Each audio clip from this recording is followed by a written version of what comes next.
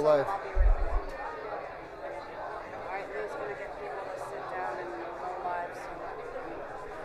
Good morning, everyone. We'll be starting in just 1 second, so please start looking for your seats.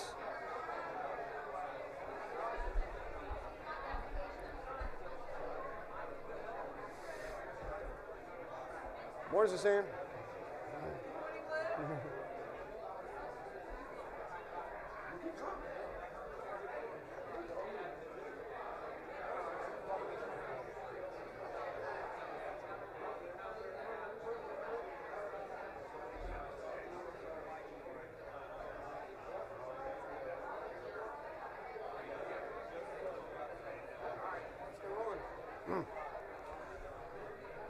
Welcome, everyone. Good morning.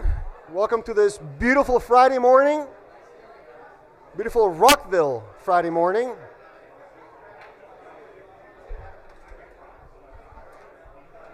So, I have a few housekeeping items before we start the program. Hey, good morning. Thank you for that. Hey, it helps.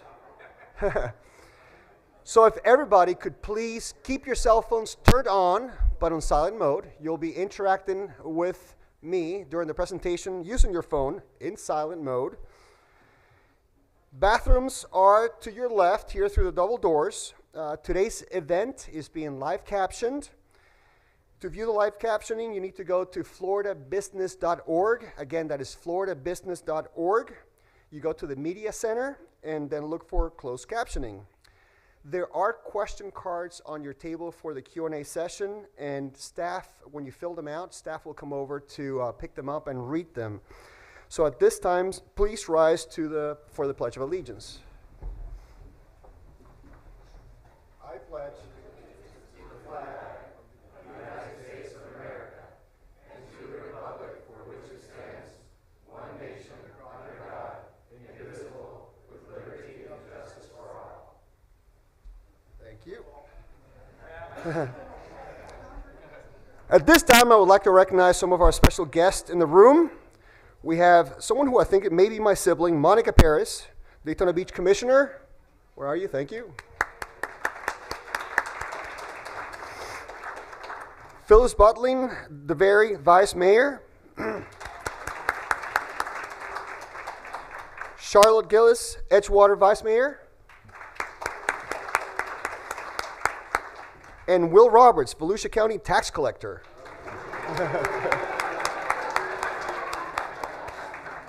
If I have missed any elected officials, please stand to be recognized. Well, thank you. Now I would like to invite to the front our supporter for this event today. And, oh, hi. Yeah. Okay, thank you. Thank you for coming. For our supporter for this event, Dr. Ronnie Mack from Embry-Riddle Aeronautical University to give a few words. So please come on up. I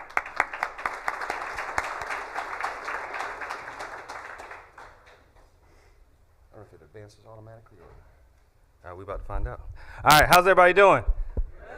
Good. So when they meant sponsor, that was from the school, not from my actual pocket. So thank Embry-Riddle for their continual support. But just a couple of highlights. I know I speak on behalf of my colleagues in the university. Our continued growth and our continued development would not happen without the partnerships in this room. Whether that is at the city level, the county level, whether that is as an individual who's talked about Embry-Riddle, or a student, or even if you just said, hey, I think there's an airplane school in our community. Though we would not be where we're at today without the collective support of our people in our backyard. So can you give yourselves a round of applause for me, please? All right, so just a couple quick highlights, just to show some of our growth. Our total student population, we'll strictly talk about Daytona Beach because it connects with our local area, it's 8,500. When I look at that campus population, 10,000, that is our students, our faculty, and our staff. So I want you to think of it from the framework of these are people spending dollars, traveling, staying, some of them buying houses, all in our community. Students may be transit, but that's still another 1,000, 2,000 individuals, faculty, and staff who are pouring into our local economic development. We just had our recent graduation, so close to 1,300 students. with our job placement rate, 95% as well. And then with supported jobs in our community, based on some of our economic development reports, over 12,000 supported jobs in the community, and economic impact, this was our data around 23, 24, so that's probably raised $1.7 billion. And that's a lot from a small school that came up from Miami in the 50s and 60s. All right, and then when we look at the intersection of what that kind of front door of economic development looks like, that is our research park, and that is my role, Director of Research Park Operations. Since 2017, we've developed over 27 companies. We have created over 200 high-wage jobs, averaging around $74,000. But really the secret sauce is creating opportunities for our students to intern on our campus and hopefully stay within our community afterwards as well. And then as you can see, the economic impact over time has been close to $372 million. All right, once again, this was all a collective effort, not just from the people on our campus, but the people in our community too. And then just a couple highlights. So as we talk about aviation and aerospace, exactly what's within our mission statement, this is a couple recent highlights. So Embry-Riddle at UF and UCF have partnered with not only the state, but with NASA on a research consortium. So it could be the pinnacle, almost foundational group when it comes to research opportunities around space. So continue to create a symbiotic relationship. So when projects come down, our multiple universities are working together. And of course, Embry-Riddle is at the top of that list with that consortium. Some of you may have heard about our air traffic control program, which is a very highly rated, highly sought after industry. Now we're able to get graduates out even faster so they can go into those industries. Before, they would have to graduate, wait 2 years for assessment, and then transition over. They're able to take those exams now and get right into the workforce afterwards as well. So that continues to show how we are elevating that pipeline in regards to workforce development. And then our Boeing Center continues to strive and do well, and also we're doing some creative work with first responders around UAS. So we're doing a combination of things to continue to elevate the profile of aviation in our community and continue to shine light on what Daytona Beach and our overall Volusia County are doing. Once again, I thank you for that opportunity. We're continuing here to work and continue here to serve. Have a great day.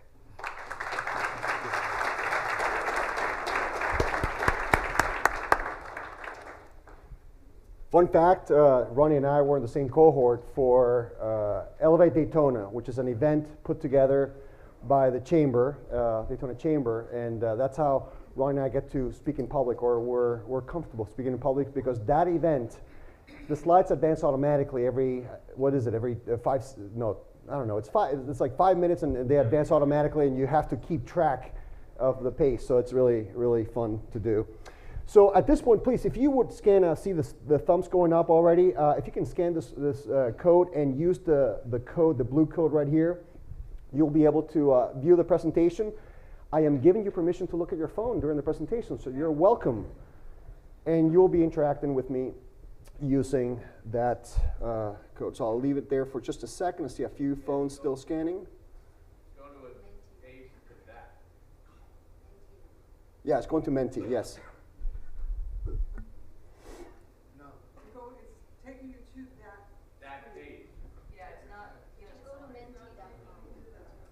Heather is checking right now. Hold on, hang tight. If that breaks, no worries. We can still do this. No one will die, I promise you.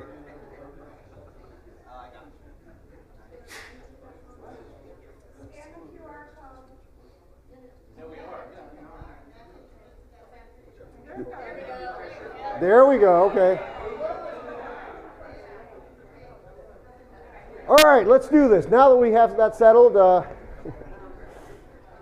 we're going to be, this program will have like 3 parts to it, okay? First, I'll give you some economic indicators for the county. Then I'll segue into data that is relevant to aviation and aerospace. And then we're going to have 3 amazing guest speakers lined up. So let's kick it off with data. These are the residential permitting activity in the county. And it's the first time you hear me say that there's a slight decline in this quarter. And it's attributed to 2 things. First, if you have checked your property in Zillow lately, you'll see that the value of your property is very high, and it has been high for a while. And at the same time, interest rates even though they have dropped a little bit, 6.2, 6.5%, they're still relatively high. So those two things contribute to a very slight decrease in residential permitting. Now let's take a look at the same information from a commercial perspective. Again, similar story, and by the way, the scale, of course, it's a little bit different, but it's just, again, a slight decline. But let me show you where the money is being invested in commercial. We're still growing. There's still people coming to the community, so we have to continue building multifamily housing for the people coming into the county. And when you build multifamily properties, then that usually comes with things to support that, retail, storage, and so forth. And I want to highlight leisure and hospitality. When COVID hit, and after COVID, there was the thought that there would be pent-up demand that would kind of spike that activity, and then it would drop again. That didn't quite happen in our county. Our county has been steadily growing since COVID happened, and investors from the outside have taken notice of that growth here in our county. And today, there are conversations taking place and plans being made for building things around leisure and hospitality. So we're going to keep an eye on this number, okay? And we expect this number to be growing, and some really cool projects and really appealing projects for our community. So we'll keep an eye on that. Let's take a look now at the employment in our county. I always say that if you were to look prior to COVID at the pattern, it was very clear. It was what we call internally in my office like a sawtooth, right? And you could almost predict and see what was going to happen every month just by looking at this chart, and it was continued growth. Come COVID, boom, and then the rebound was very aggressive, but that pattern ceased to exist. The pattern is no longer there, but I'm glad to report one thing. Look at the stability right now on this line. In fact, employment got better this last quarter at 4.2% or so. We don't want that number to be higher, but at the same time, we don't want that number to be much lower. See, if we hit the 3% range, it makes it difficult for businesses in the community to find the right employees. So we're in a very healthy spot. And let me tell you about the value of that stability and that number at 4.2% unemployment. Think about the fact that people are still moving into the community, and think about the fact that places like Kaiser, Daytona State, Embry-Riddle, Bethune-Cookman, Stetson, they're pumping students and graduates into the workforce. So every semester, every year, there's more workers in the workforce. So the fact that this is remaining stable, it means that we're actually adding jobs. Does that make sense? Yeah, okay. So let's see where these folks are being employed. This chart shows you every industry where the employment is taking place in our county. No surprise, healthcare is taking the lead, okay? Anecdotally, I can tell you, I live in Port Orange, and near where I live, there's new facilities that came up, and I'm pretty sure that the combination of those two account for a couple hundred employees in healthcare. I always say that our job is to make sure that all these bars are growing, and we fill this in complete green bars, right? If that happens, it means that we have a very resilient and healthy business community. If something were to happen in one industry, we could rely on the others to continue to thrive, okay? And one cool thing that you'll see today is that in our efforts to grow this, we actually have two speakers that will kind of help make this happen. See how it was, I'm sorry, the transition was too fast, but this one, I kind of extended a little bit. We expect manufacturing to grow as a result of some of the efforts that you'll hear about today, specifically in manufacturing. So we're trying to get those bars all the way to the end to grow. So let's talk about airplanes and rockets. And why are we talking about this? I'll give you a couple of important reasons. So I asked that question a while, why is aviation so closely tied to economic development? And I was told by a wise person saying they're actually really closely related, okay? In fact, think about the fact that my boss, Cyrus, Callum, his title is Aviation and Economic Resources Director in the same title in one thing. So that tells you that those things do belong together. If you think about all the activity think about airports across the United States and think about all the business activity around airports. Airports are magnets for economic development and attracting business. Two of the businesses that are coming today are Aero and Boeing. Granted, they're in aerospace and aviation, but they're going to be still located adjacent to the airport. So when you think of an airport, think about businesses thriving in that area, okay, around the airport. Another thing is that these two actually represent targeted industries for us, for our county. So Team Volusia and the CEO Business Alliance, they specifically target those businesses to come to the area. So it makes sense that we pay attention to what's going on in these fields. So with that, I am going to walk you through the data at a national level and then kind of make our way to the county, okay? So let's take a look at what's happening at a national level. Oh, hold on, because I did have a Menti here. So you can type anything you want. You'll see the question come up. What is the average number of flights per day in the US? Per day. So give it a guess and start typing. Commercial or all? All. Military, commercial, private, education, 5,000. Okay, keep going. Someone is really ambitious here. 500,000, okay.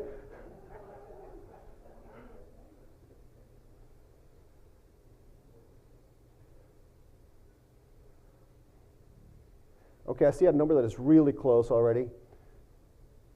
I'll let a couple more come in. The number is 45,000 every day. 45,000 flights every day. So there's a lot of activity taking place in the United States with this regard. Here's the next one. How many orbital rocket launches were made in the US last year? I forget the answer now. Okay.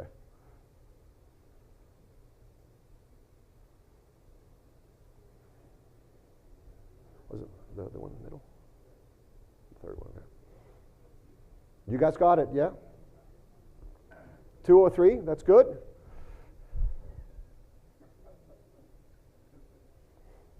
Excellent, so a lot of orbital rocket launches.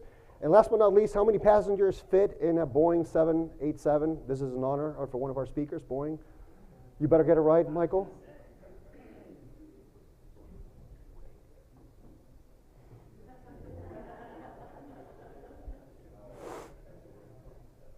You guys got it. 210 to 250, so big airplanes, big airplanes. All right, so thank you for playing along, and now let's go on to the national data. U.S. civil aviation related economic activity and impact, $1 trillion in the U.S. That's with a T, $1 trillion. We split it for you two ways, direct contribution, so everything you see on the orange circle, general aviation, commercial aviation, airport operations, account for $463 billion. And then what we call catalytic segments, so think about, like anything that a visitor would spend. So together, $1 trillion. So is it important? Yeah, it's $1 trillion important. So it's again, emphasizing that we need to pay attention to this industry. Let's take a look now at a Florida level, how things look like. I'm not gonna read the whole thing, I know you know how to read, but I'll highlight a couple of things. We're the #1 state in the country for MROs. MROs are aviation maintenance and repair operations. So anytime an airplane needs something fixed or updated, then it's handled by an MRO, and we're the #1 in the country, the state. And then #3 in aircraft manufacturing, to the tune of more than 2,000 establishments and more than 700 in aerospace. In fact, I think in this room we have quite a few businesses in aerospace and aviation. Can you raise your hand if you're representing a company that's in aerospace? I see a few hands go up. Thank you. Big activity, $9.8 billion in exports, tons of people employed. Let's take a look at the data a slightly different way. Again, still at the Florida level. This is the aviation system economic impact. And you can see that it is $336 billion in Florida. It accounts for 2 million jobs. So big activity. Let's look at the GDP in aviation and aerospace over time. You see, 10 years ago, for the state of Florida, we were at $16 billion.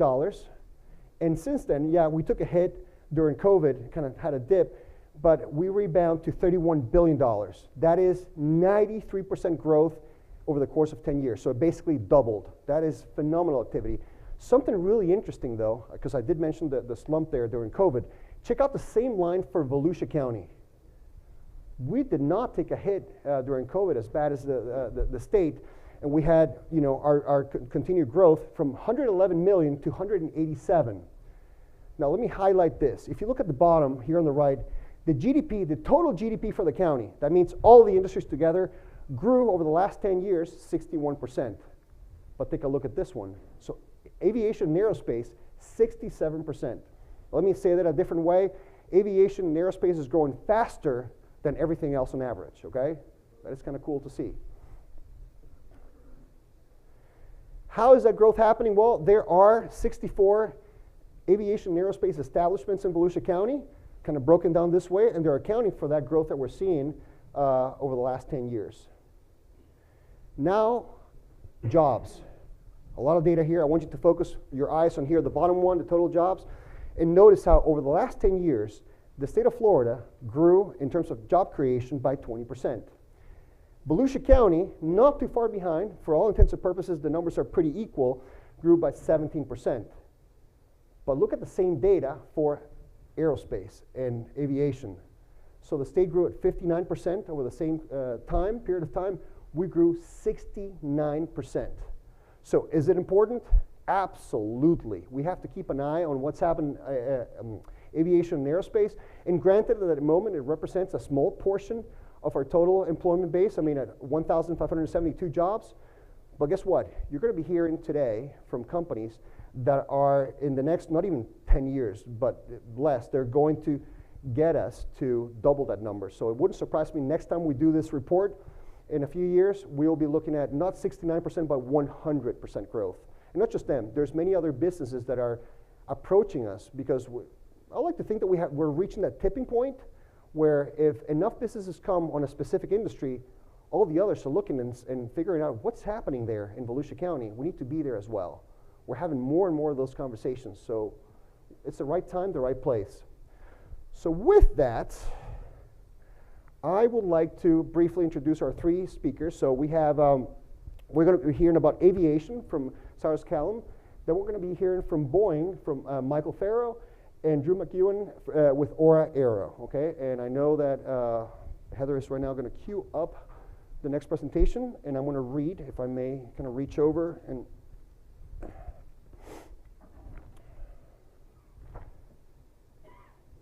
we're getting there. So Cyrus Callum's responsibilities involve strategic oversight and vision for Daytona Beach International Airport and Volusia County's Economic Development Division. Please welcome Cyrus to the podium.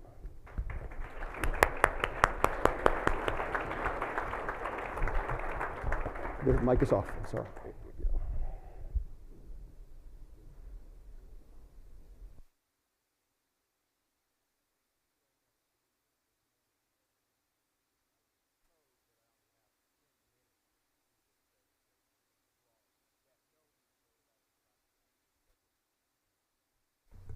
Thank you, sir. Know that I can talk about this subject ad nauseum for hours, so I really want to hear what Michael and Drew have to say because their presentations are going to be exciting snapshots of what we will be encountering in the future. But I kind of want to go through and just give you a state of what's happening at Daytona Beach International Airport and what's happening in the industry. So I'll briefly touch on these topics here.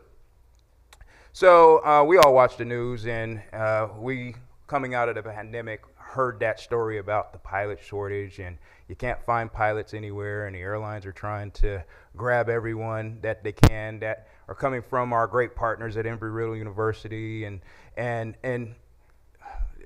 the economic uncertainty has changed that with the way that a lot of the airlines are looking at their forecasting based on some economic political policies, and then of course there's been some accidents and different things that have happened around. So airlines always are challenged with their operating costs as well. Fuel and employment, their payrolls are their largest expenses, and so they've been taking a lot of wait and see approaches to how they want to fill out their schedules and so forth. And so with that, that's cause for some experts in the aviation industry to think that we're probably teetering on a little bit of a recession in regards to how the aviation industry functions. So, with that, we are very cautious about how we go about trying to recruit airlines and different services and, of course, different developers. And so I'm actually very optimistic because we have not been necessarily affected by some of these things that have been going on in the industry and in the media. So looking at DAB at a glance, we're 880 total acres, 3 runways. Probably our most important piece of real estate is that 10,500 foot runway. That gives us the ability to basically go anywhere coast to coast here and then also off to Europe as well. So when we go and we talk to airlines that have a variety of different service offerings, we always lead with the fact that we have that 10,500 foot runway. There's only a few airports in Florida that can say that. Of course, Orlando and Miami. Some of our neighbors, Melbourne, maybe Jacksonville has a 10,000 foot runway, but the opportunity that we have to have that stage length and to create other service diversity for airlines is very helpful. We vary between the 3rd and the 5th busiest airport in Florida due to the airport operations. An airport operation is a takeoff and a landing, and so we can attribute a lot of that to the operations of Embry-Riddle University being here, in addition to a variety of our other flight schools. So with an airport that's very busy, we have a very diverse mix of traffic. It makes it very challenging for our air traffic controllers, so we're very fortunate that we have so much attention from the Federal Aviation Administration to make sure that we have top quality individuals that are keeping up with the air traffic to make sure that we're safe. 2025, as I started out, there's some economic uncertainty in the industry as a whole. Not so much here. If we're looking at our passenger traffic numbers, in January we were up 4%, February 7%, and March up 7.5%. And I'd be remiss if I didn't say in February, after the Daytona 500, we actually probably had our busiest day, 3,200 passengers that came through the terminal since, I want to say, 2015. And we were able to keep our security checkpoint wait times to less than 10 minutes. So that works.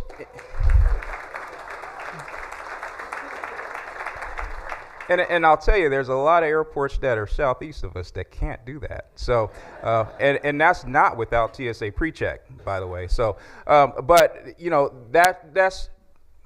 that's a compliment to the partnerships that we have with all of the stakeholders that are here at the airport. TSA, they work very closely with us to make sure that they have their staffing at levels that can support all of these new airlines and air traffic that we're bringing in, because we want to make sure that your customer experience at Daytona Beach International Airport is, top level. And of course, safety and security is going to be that other priority as well. So if you've seen versions of this presentation over the past few months, I like to say the aviation industry is locked hand in hand with the economy and the national economy. And as Lou pointed out in his presentation about how close aviation is to economic development, this pretty much tells a story. And if we're looking at the history of Daytona Beach, we hit that 1 million passenger mark in the early 1990s, and that's when General Electric was in the community. And so there were so many jobs, and those jobs brought so much demand for airline traffic to be here to connect that product that General Electric was putting out into the nation, the world, so to speak. And so air service had to come and support those opportunities. And so with that, that created the need to develop this terminal that we're in today. And when GE left the community, then you see that air traffic demand start to go down. Of course, 9/11 happened. The recession of 2008 happened.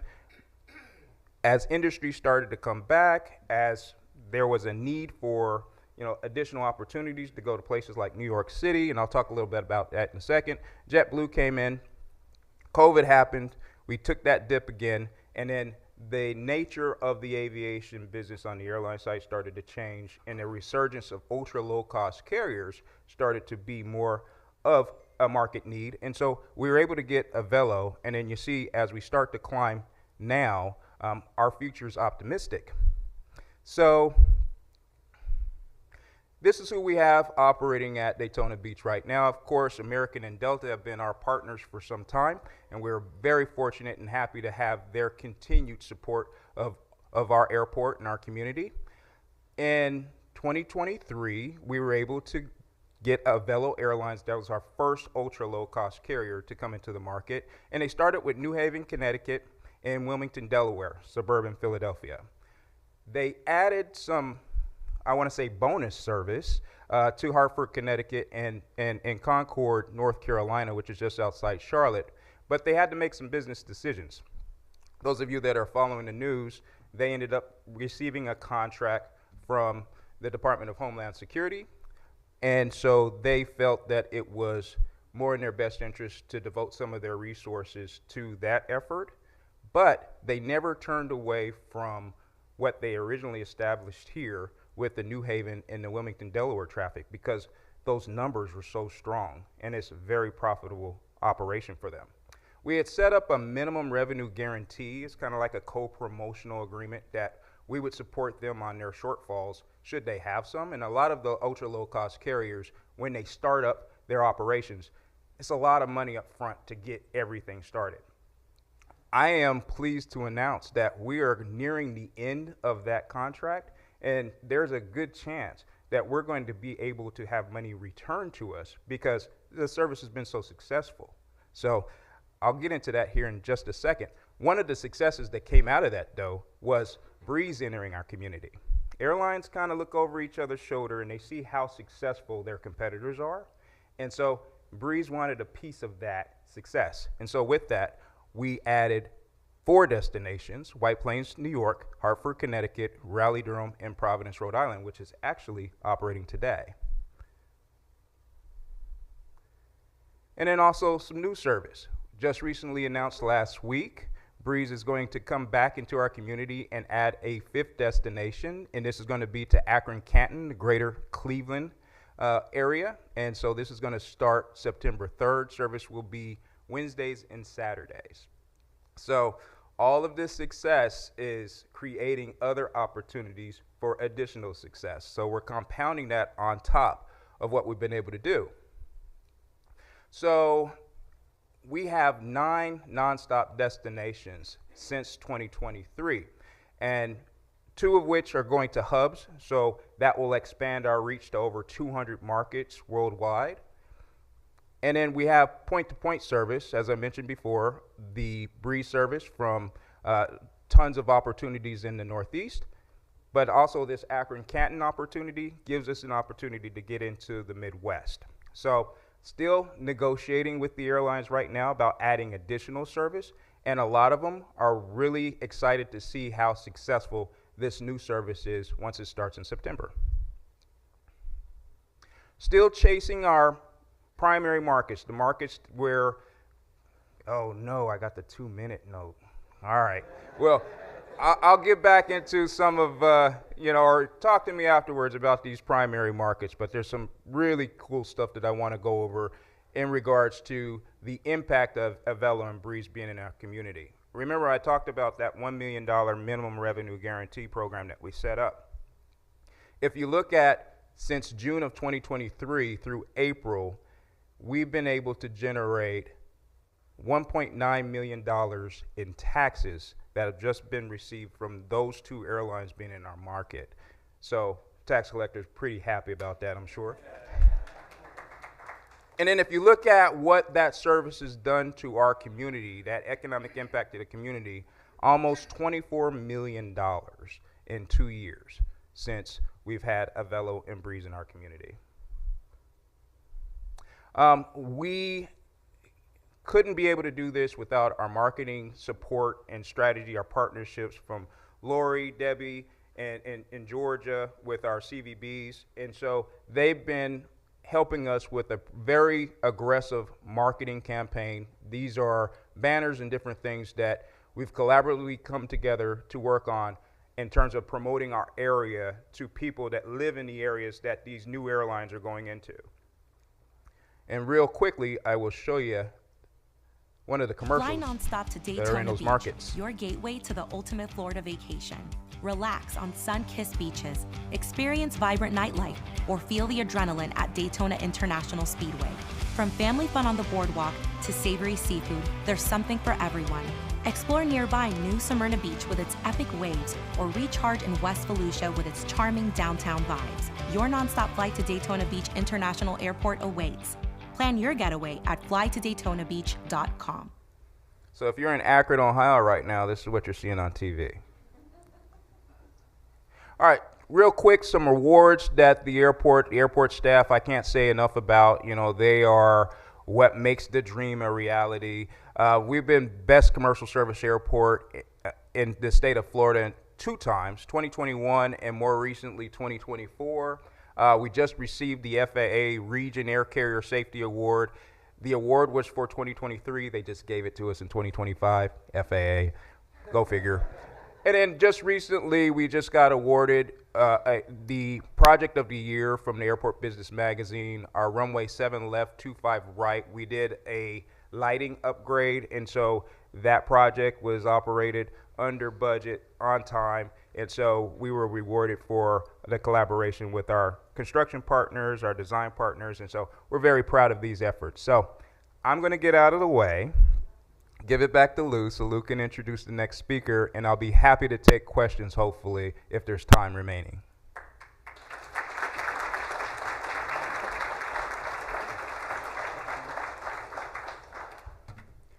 All right, our next speaker, as Senior Manager of State and Local Government Operations with the Boeing Company, Michael Ferro advocates for Boeing's business interests and leads all government operations across Florida and Georgia. Previously, Michael served as Senior Advisor to Florida former Lieutenant Governor Janet Nunez, supporting her aerospace, cybersecurity, military affairs, and economic development portfolios. Please welcome Michael to the podium.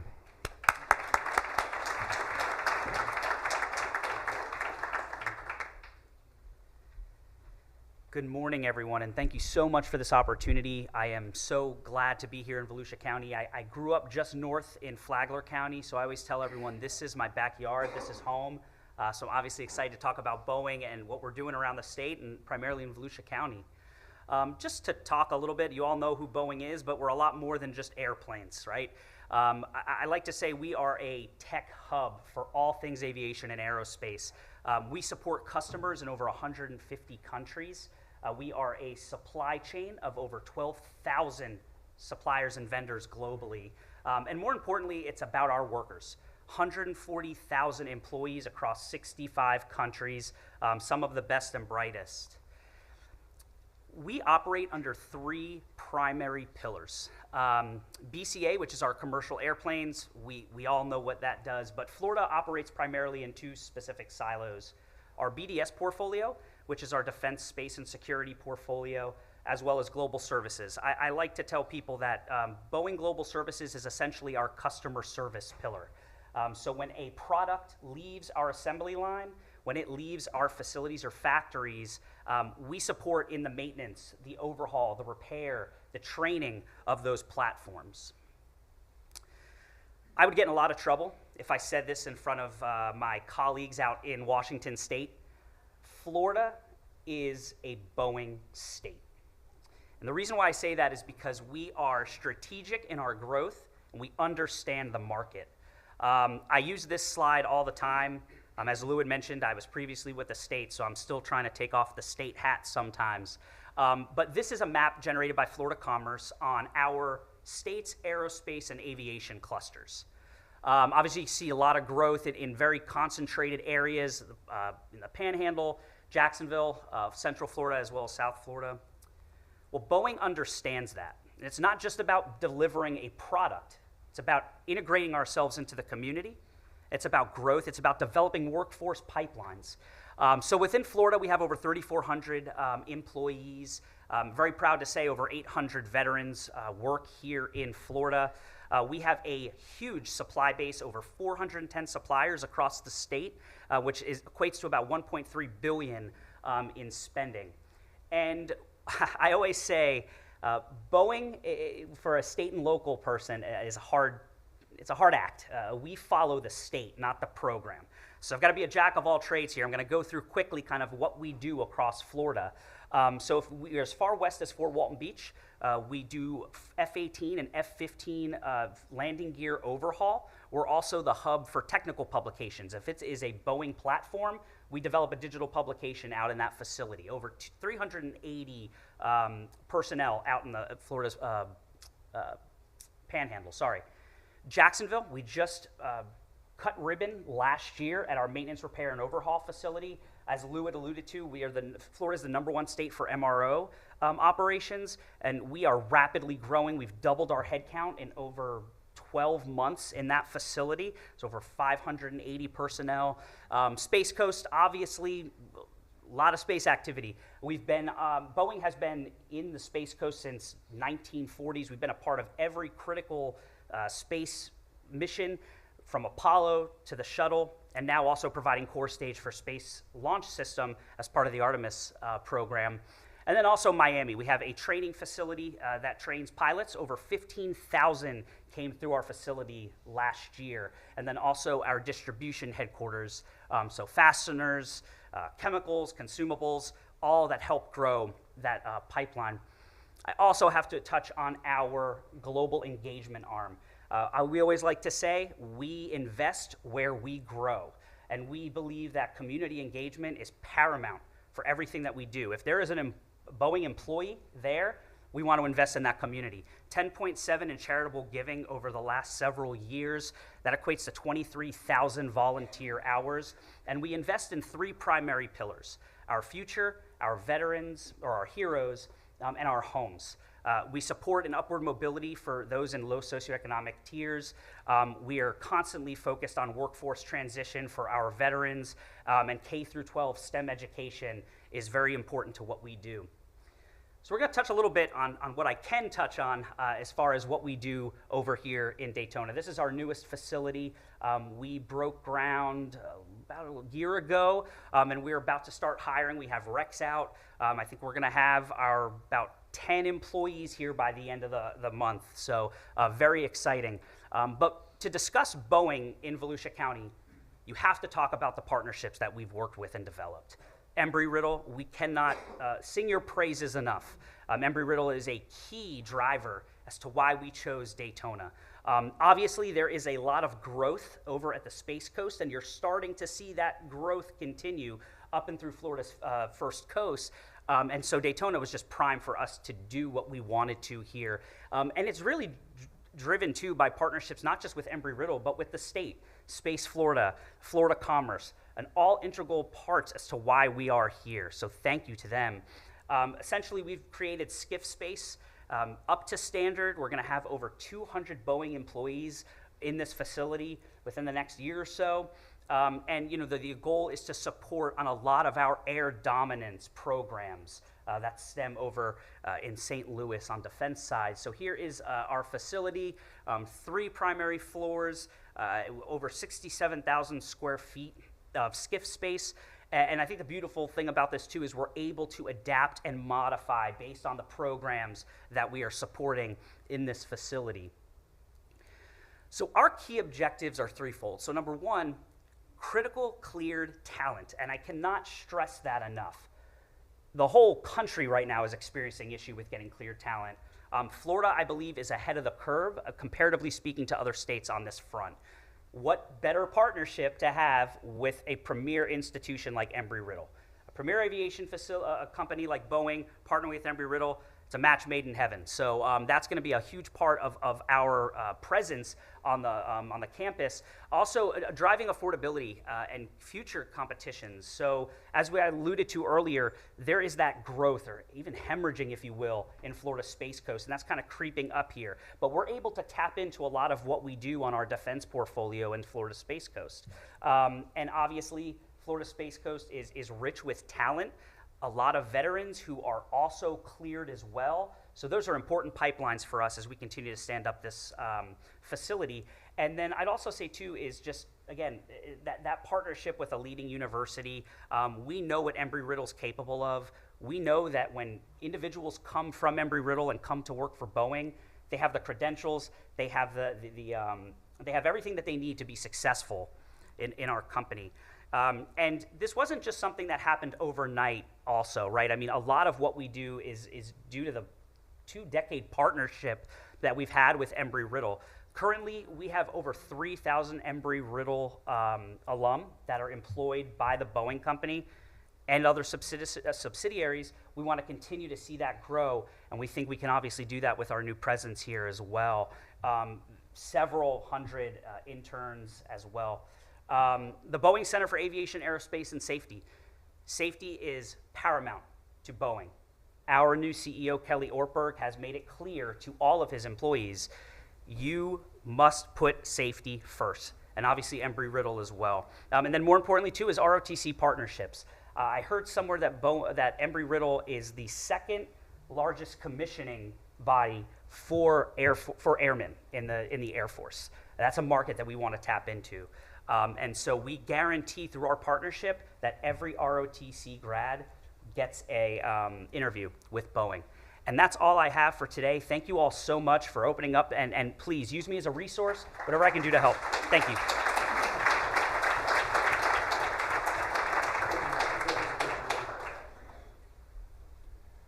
Great presentation. And our last but not least great speaker for today is Drew McEwen.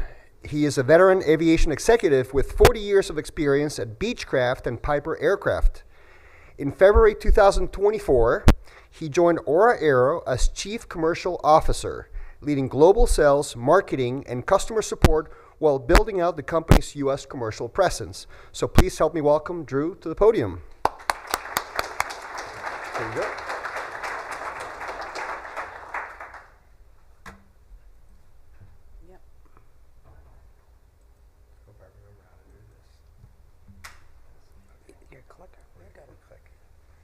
Well, good morning, everybody, and thank you for having me here this morning. Daytona Beach is really an important place for us. We went through Texas and Florida and looked at a lot of locations to bring our expertise from France over here to the U.S. And I want to personally thank Daytona Beach, Volusia County, and Team Volusia Economic Development Corporation. I saw Taiwan is here, and Keith. They really helped us connect to the key leaders in the community as well as the governmental officials to make this a reality. Aero, we're here to create and help decarbonize aviation. Our mission is to design, manufacture, and support the next generation of sustainable aircraft. A little bit about the company. We've been in Toulouse, France for over 6 years. We started in 2018, and the goal was to start with some smaller airplanes and actually not just be a paper airplane, but be able to have a process in place for design, build, certify, and support aircraft. So we have a portfolio of 4 airplanes, 3 integral aircraft, the R, the S, and the E. They're small 2-seater aerobatic and training aircraft. And then you go into the 19-seat hybrid electric regional airliner called the Aero. To date, we've got 270 employees. We've got over 600 purchase intentions. We've raised over $200 million to date, and we've got pre-orders for the Aero of $9.5 billion, and we expect between Toulouse and here in Daytona to be a company with revenues of over $1 billion by 2031. This is really the 2 products that we're working on right now. We're in certification programs. One is the all-electric Integral E, which is the 2-seat aerobatic trainer aircraft, and then the 19-seat hybrid electric regional airliner. Our global presence, today we've got 75,000 square feet in Toulouse, but if you look at this picture between Toulouse, Daytona, and UAE, we're going to be at really quadrupling that footprint. So we're really a fully operational and approved manufacturer. We've got all the processes in place to actually bring airplanes to the market and support aircraft. One of the neat things we just recently did, just within the last month, if you follow us on social media, is that we flew and did aerobatics with our two-seat electric aircraft. It is aerobatic capable, and so I think we're the first ones to ever do aerobatics on an electric aircraft. Again, we're ready to really take our certifications that we have in our processes of certifying airplanes and actually start our process of building bigger and better airplanes. We are a digital company, meaning that everything we do, there's no paper at our company in Toulouse. The aircraft are smart aircraft. Predictive maintenance schedules, manufacturing, everything we do is digital within our company, which is a little different than the old legacy OEMs. This really just gives you a depiction. I mean, we really are doing in aviation what automotive industry has been working on for some time now, and that is going really to electrification, smart autonomy type vehicles, and our Aero is really helping drive that change in aviation. So as I mentioned, we're starting out with what the technology is today for the era, but as the batteries get better, technology gets better. It's the first time you can actually buy an aircraft and actually improve the performance of the aircraft as the years go on, because the batteries are going to improve with this process. So we're looking at going bigger and better as the technology grows. So to date, the Integral R is certified. It's an aircraft that is we're delivering them in Europe now. We're working on FAA certification right now as we speak, followed by the Integral S, which will be certified later this year, and the E in 2026. And the ERA will be certified by the end of 2028. I'm going to show you a couple videos now. I'm right there, Drew, if you need help. Go to Chrome. Oh, go to Chrome. Go to Chrome. Right there? Next one. Next one. Oh, I see it. There you go. First video. Full screen. There you go.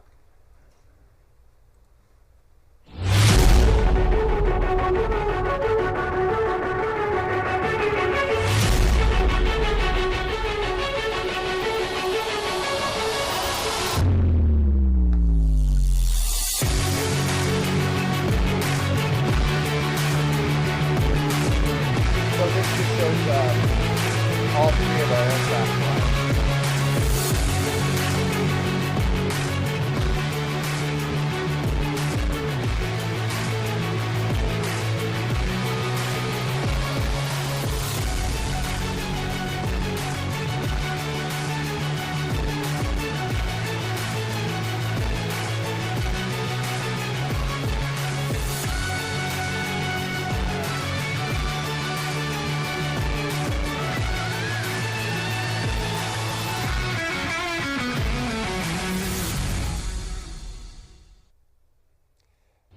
This electric aircraft, the Integral E, we did our first flight in December, late December, so roughly 5 months ago.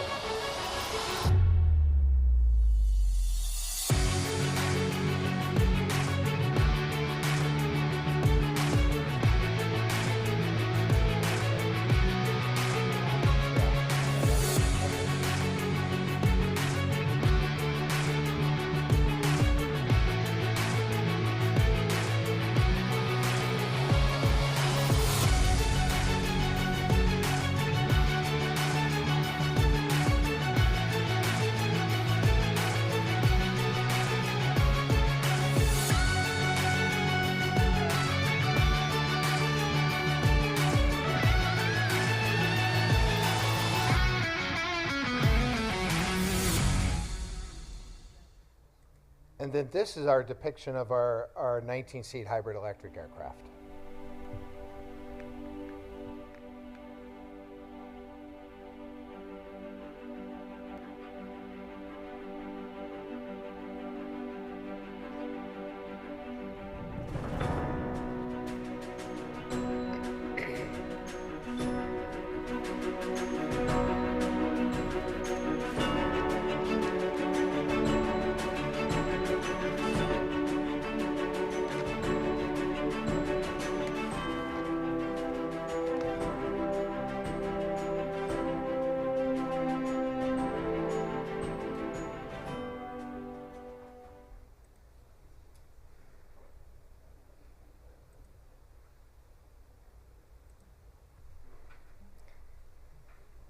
So here is just a depiction, again, of our 3 integral aircraft. These are the aircraft that are really coming to the market now.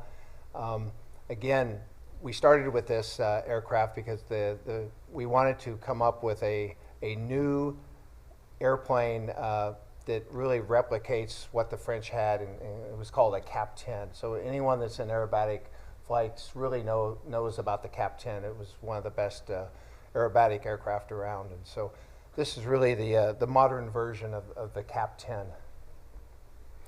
So it's really great to announce that we've got a partnership with McEwen. Mike is known for his Red Bull air races. He's a top aerobatic competitor and air show performer, and he's been flying since his teens. And we're great to have him as our brand ambassador, helping promote the integral to the aerobatic and the flight schools here in the U.S. And I'm going to show one last video of really what it looks like from Mike's perspective on a daily basis.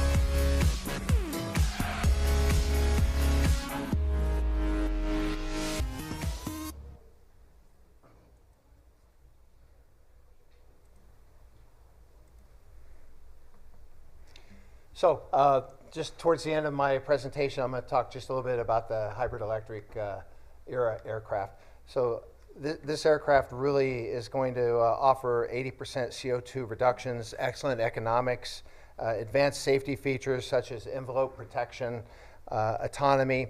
And what's cool about this airplane, there's no hydraulics. It's all electric. So every system on this airplane is electrical.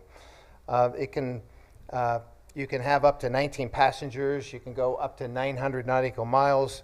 25,000 feet is the altitude on it. It's a pressurized aircraft, and it does have short takeoff and landing capabilities. These are the versions that we have: the passenger up to 19 seats, the executive, the cargo, and the special missions. So you can have actually all these in one aircraft. Again, we have over 700 orders, letters of intent. It's not a dream. The market really wants this aircraft. If you look at the previous 19-passenger market, there's still in operation over 6,000 19-seat type airplanes out there. Many of you remember how you used to even have service around here with turboprops. There were ATRs and Brasilias and Beech 1900s.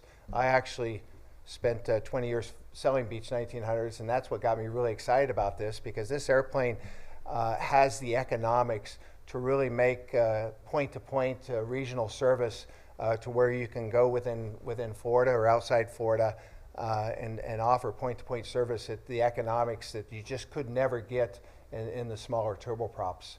And this is really going to bring an opportunity. And so we've got a lot of commitments here in the U.S. for this airplane.